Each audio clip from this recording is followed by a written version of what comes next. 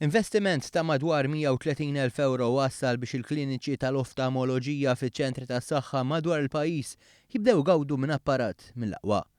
Fi kliem is-Segretarju Parlamentari għas-Saħħa Chris Fern dan qed isir biex il-pazjenti jinqdew iktar viċin ta' darhom.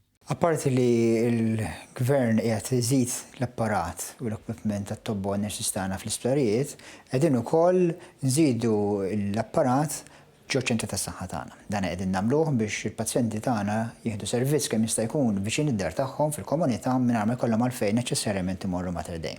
Il-kliniċi tal-oftalmoloġija jinsabu fiċ-ċentri tas-saħħa tal-Mosta, il-Florjana, il-Gżira u Birkirkara. Għal dak tal-Mosta nxtara Visual Field Analyzer li sewa aktar minn 22,000 euro, fundus kamera li swit kważi 31,000 euro u slit lamp li swit ftit aktar minn 3,000 euro.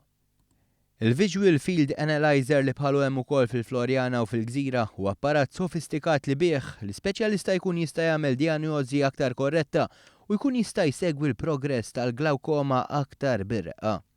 Dan fil-waqt il-fundus kamera u l-slit lamp li bħal din tal-aħħar inxtraw ukoll għal kliniċi ta' Birkirkara u l-Gżira jintużaw biex jiġu ċċekkjati l-għajnejn.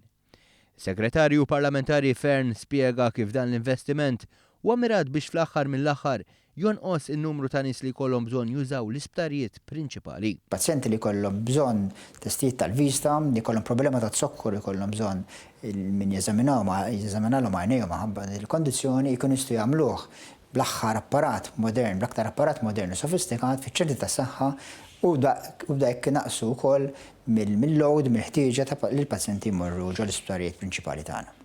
Din hija ħolqa waħda minn diversi li qed iwasslu biex iktar interventi jsiru viċin il-komunità, tant l-istena li għaddiet saru 100 operazzjonijiet minuri fiċ-ċentru tas-saħħa tal-Mosta.